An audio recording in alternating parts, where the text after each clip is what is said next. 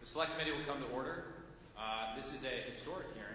We've never had this combination of witnesses, a fantastic collection of expertise to help us make sense of what the Chinese Communist Party is doing in cyberspace and how we can better defend ourselves. I had a thought this morning that we've spent a lot of time on this committee debating or thinking about the question of whether Xi Jinping will make a move militarily against Taiwan, and what would be the timeline of such a move. And obviously this is a unknowable question, and people continue to debate it. But in some meaningful sense, I wonder if such an invasion, or the preparation for such an invasion, which would be incredibly costly, as the ranking member very eloquently pointed out yesterday, has already begun.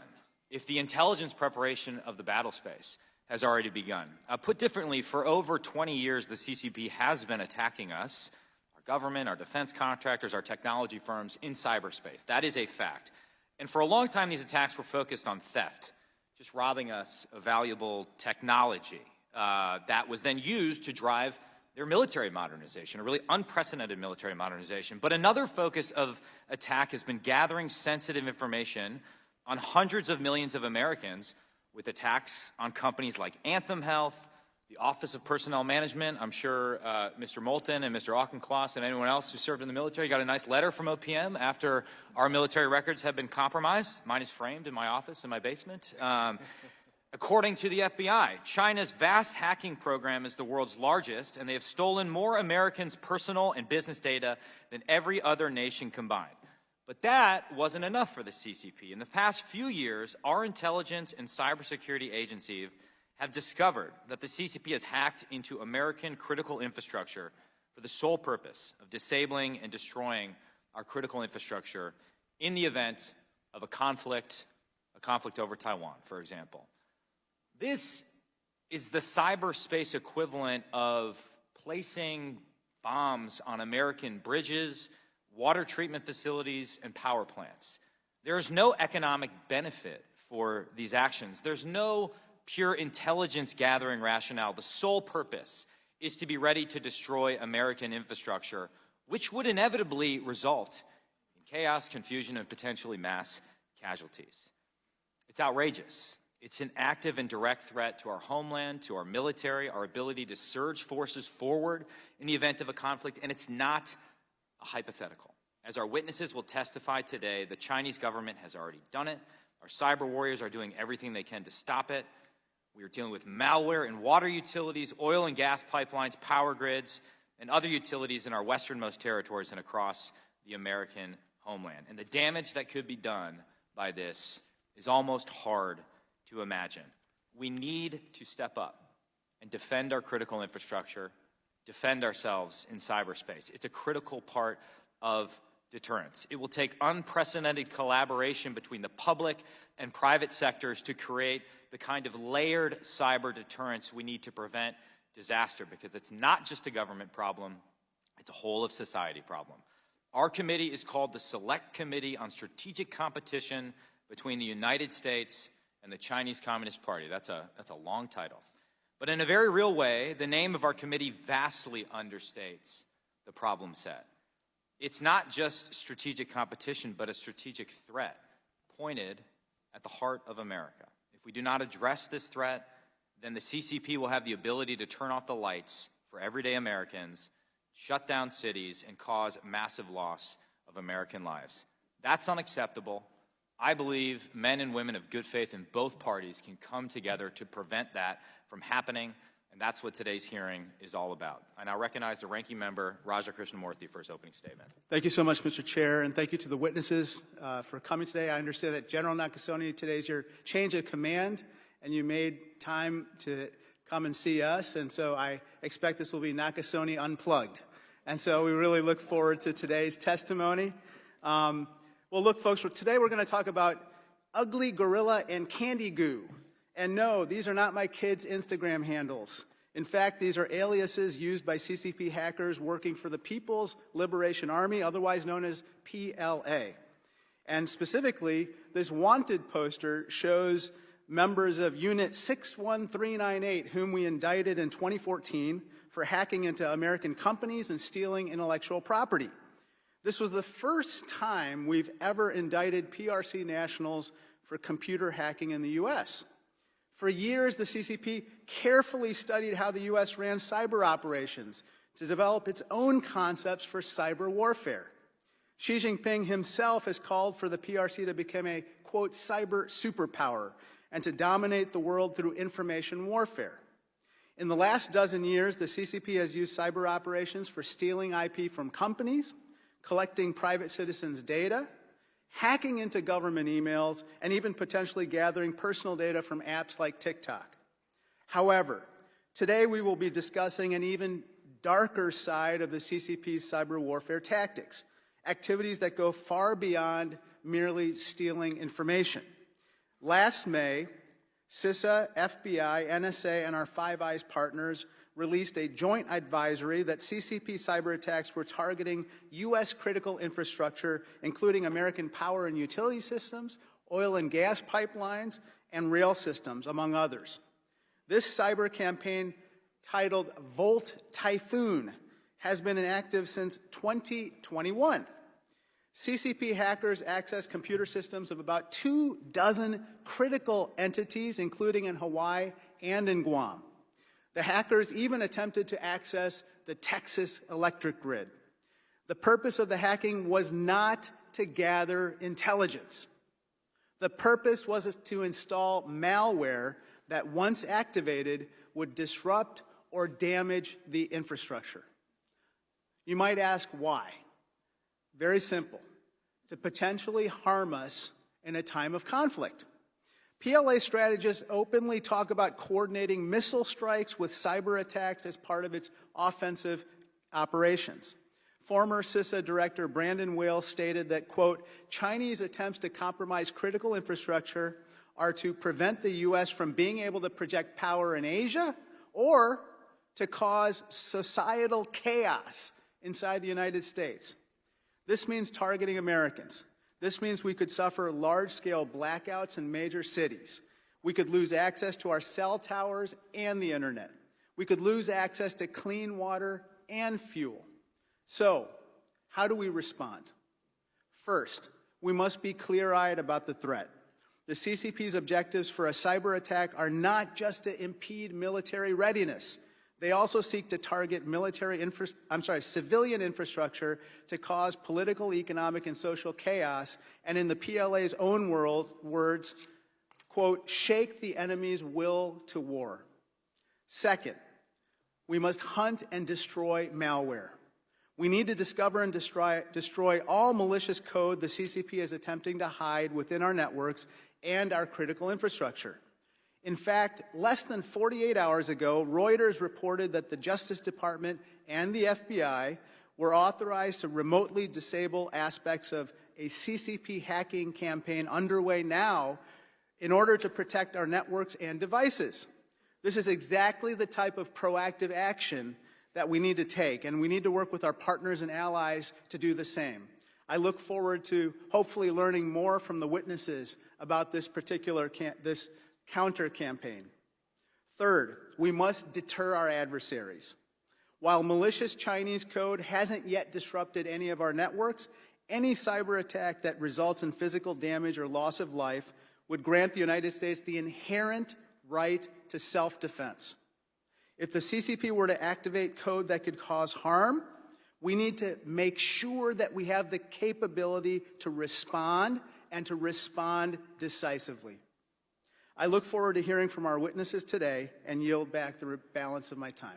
I thank the ranking member. We are privileged to have a great panel of witnesses. The Honorable Harry Coker Jr. is the nation's second confirmed National Cyber Director, a position which came out of our work on the Cyberspace Solarium Commission. Christopher Wray is obviously the Director of the FBI.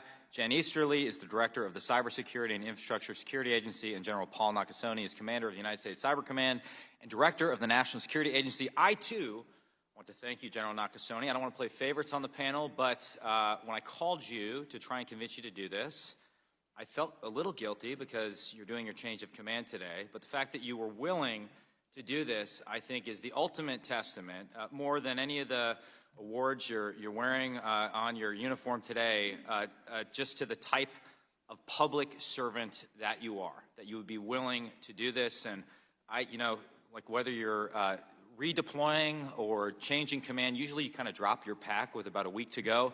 You took a massive new rock in your pack because you felt so passionately about this issue. My experience working with you as chairman of the Cyberspace Solarium Commission, you were always forthcoming and generous with your time. So I just want at the outset of this hearing to thank you for an exceptional career of public service. The nation owes you a great debt of gratitude. We would stand for that.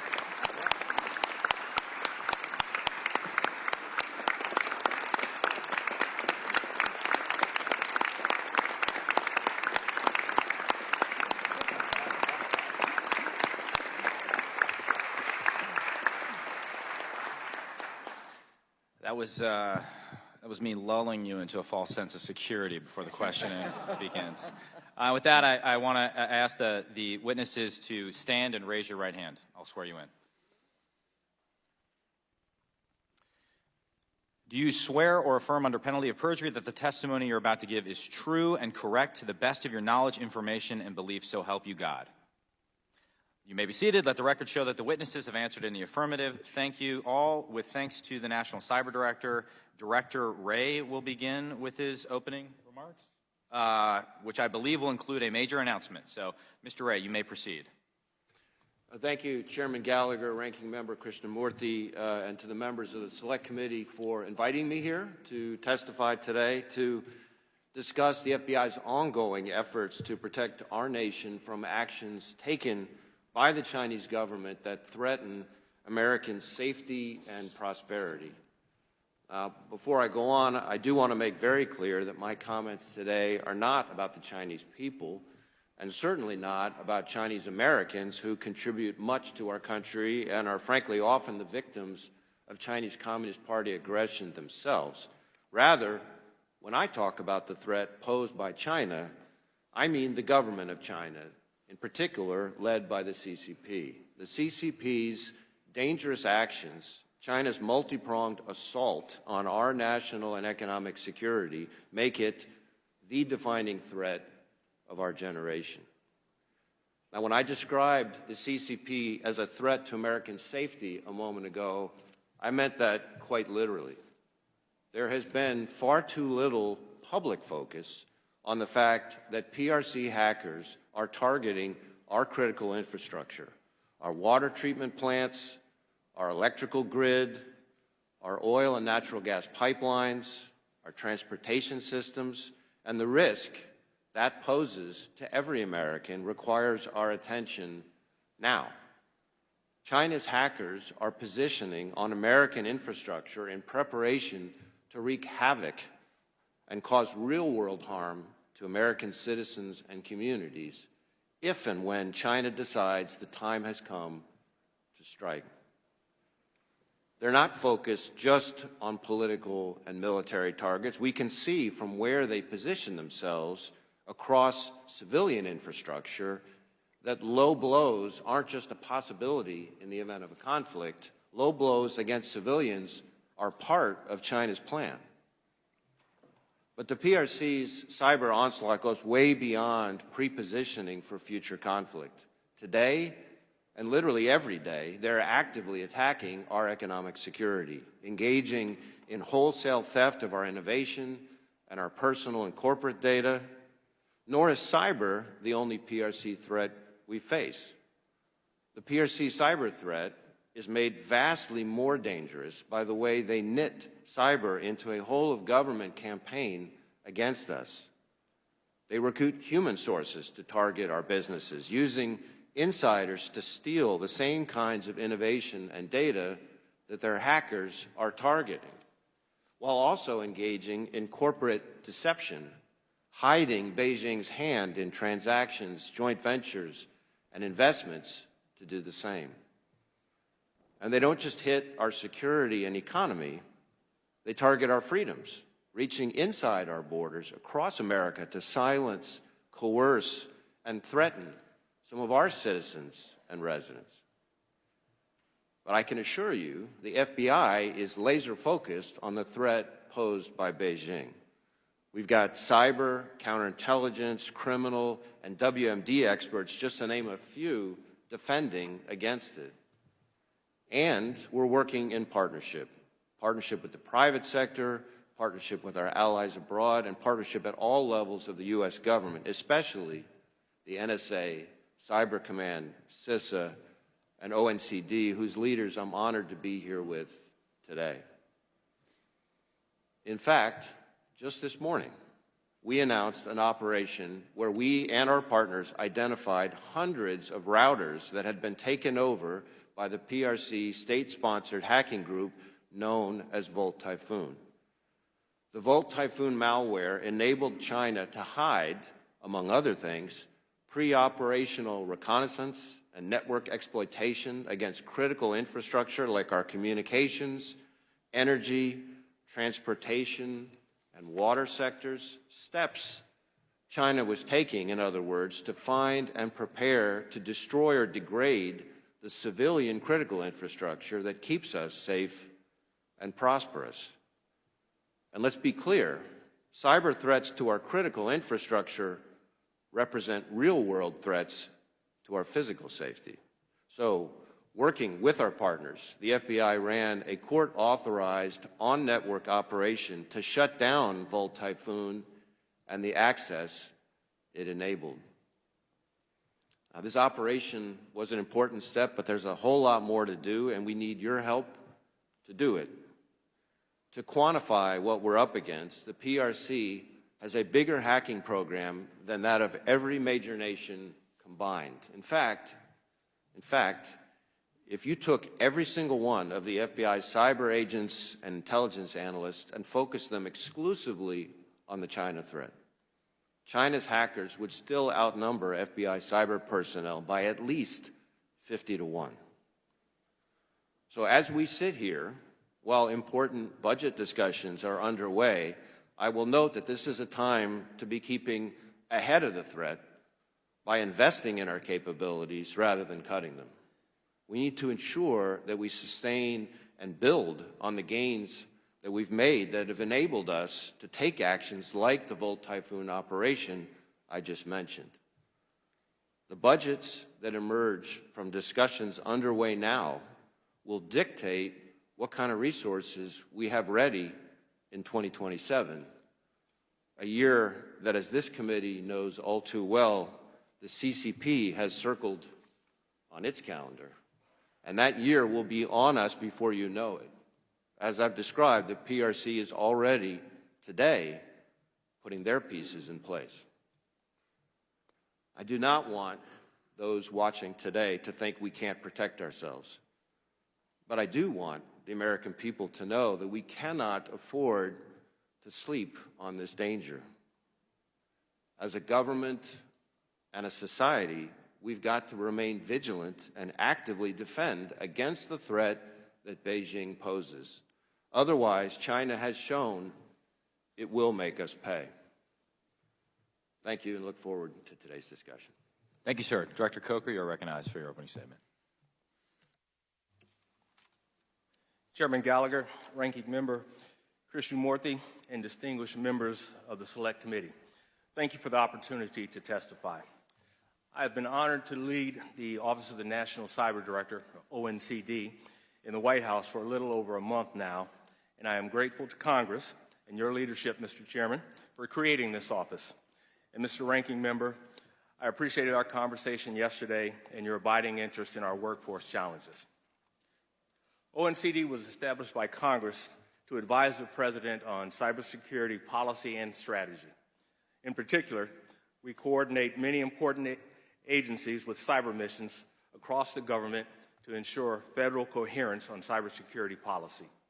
We have budgetary responsibilities to ensure the government is making appropriate investments in cyber defense and resilience, and we focus on implementation and ensuring the President's strategy is, successfully and transparently executed. Coordination and collaboration are central to our ethos. Cybersecurity remains a team effort, and I am proud to be testifying with some of our nation's finest leaders, Director Easterly, Director Wray, and General Nakasone. This hearing is timely because the American public needs to be aware of the threat to our critical infrastructure. Our intelligence community has noted that a PRC threat actor is pre-positioning to, in the event of conflict, conduct disruptive and potentially destructive attacks. The PRC threat actor, Volt Typhoon, as it has been named by a private sector partner, has conducted cyber operations focused not on financial gain or espionage, but on deploying deep access into critical infrastructure systems that put those systems at risk. Their aim is clear. In the early stages of a conflict, they want to disrupt our military's ability to mobilize and to impact the systems that allow us to thrive in our increasingly digital world. We can, must, and importantly are seizing the initiative from adversaries in order to protect and defend the American people. Last year, President Biden issued the National Cybersecurity Strategy, which outlines a bold vision for a prosperous, connected future and calls for us to build a future that has a foundation of deep and enduring collaboration among stakeholders in the digital ecosystem. The National Cybersecurity Strategy is threat agnostic, technology agnostic, and is built on two fundamental shifts: that we must, one, rebalance the responsibility to defend cyberspace, and two, realign incentives to favor long-term investments.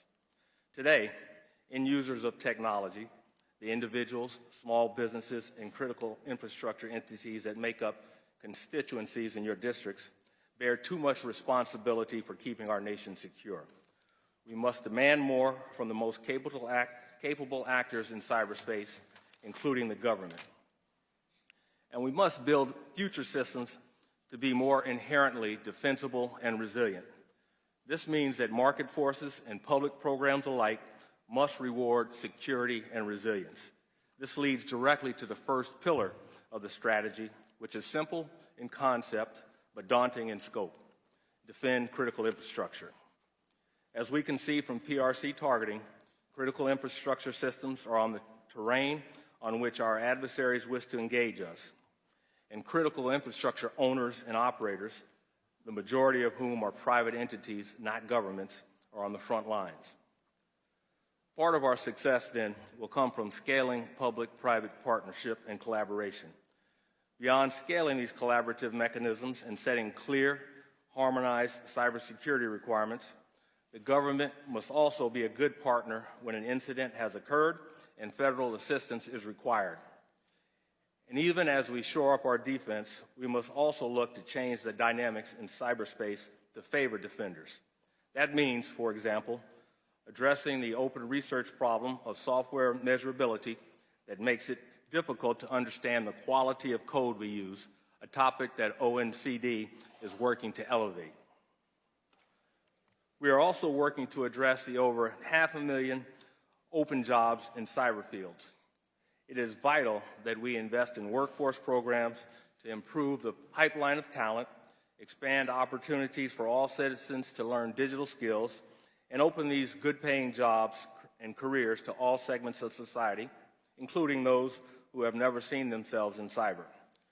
This administration is tackling this through implementation of the National Cyber Workforce and Education Strategy released by OECD in July. The administration's focus on cybersecurity has put us on a firm strategic footing to counter the threats from the PRC actors and others. But we will only seize the initiative by leveraging the foundational partners that we rely on, including Congress. Ultimately, cybersecurity requires a unity of effort. No one entity can achieve our shared goals alone. Sitting here today with our close partners, I hope you'll see how our U.S. team is enhanced by thoughtful, patriotic cyber practitioners at all levels of government and from across industry, working together to build a defensible, resilient digital ecosystem. Again, I thank you for the opportunity to testify today, and I look forward to your questions.